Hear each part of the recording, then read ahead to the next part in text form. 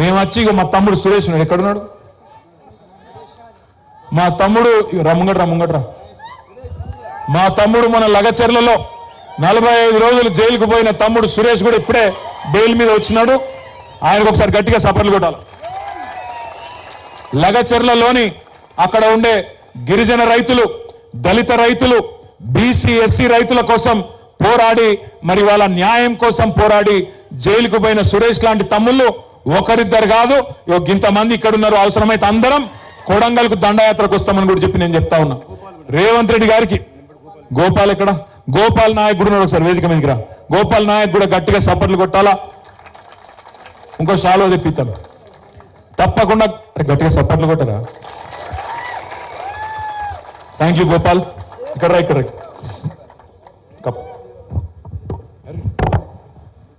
Thank you Gopal Naik, Suresh.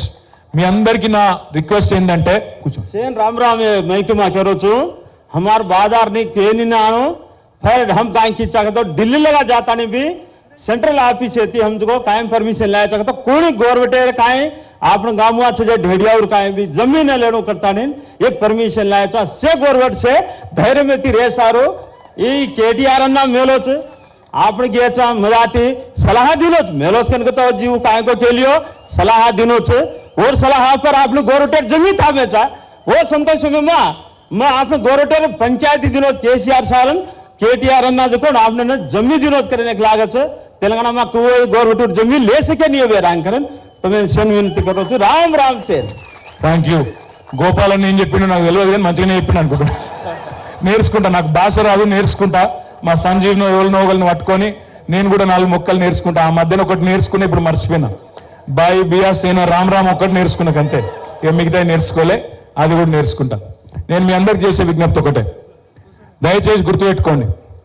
Doctor Babasaheb మనకు స్వేచ్ఛనిచ్చిండు, మాట్లాడే స్వేచ్ఛనిచ్చిండు, కొట్లాడే స్వేచ్ఛనిచ్చిండు, ప్రభుత్వం మీద తిరుగుబాటు చేసే స్వేచ్ఛనిచ్చిండు, ప్రజాప్రతినిధులను నిలదీసే స్వేచ్ఛనిచ్చిండు.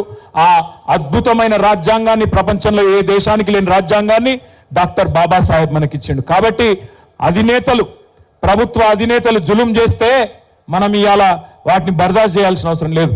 తిరగబడచ్చు, మాట్లాడచ్చు. ఎన్నికల్లో హామీలు ఇచ్చి మాట తప్పితే ఖచ్చితంగా నిలదీయొచ్చు, అడగాలి. నువ్వే అన్నావు కదా కేసీఆర్ 10,000 ఇస్తున్నాడు, నేను 15,000 ఇస్తా అంటివి. 2 లక్షల రుణమాఫీ చేస్తా అంటివి. వచ్చిన 2 లక్షల రుణమాఫీ జరిగిందా ఇక్కడ? మరి ముఖ్యమంత్రి గారు అబద్ధాలు చెప్పొచ్చా? ఎంత సిగ్గు లేకుండా అబద్ధాలు చెప్తున్నాడు. 2 లక్షల రుణమాఫీ చేసినా అంటాడు. మొదలు నువ్వే మీటింగ్ పెట్టినావు డిసెంబర్లో, 23 డిసెంబర్లో మీటింగ్ పెట్టి ఏం చెప్పినావు? రుణమాఫీ కావాలంటే 49,500 కోట్ల రూపాయలు అవసరం పడుతుందని చెప్పి నీ ప్రభుత్వమే చెప్పింది. కానీ ఇవాళ వరకు నువ్వు ఇచ్చింది 11-12,000 కోట్లు మాత్రమే. మరి ఏ లెక్కనైతే రుణమాఫీ? చారాన కూడా కాలే ఎక్కడ కూడా.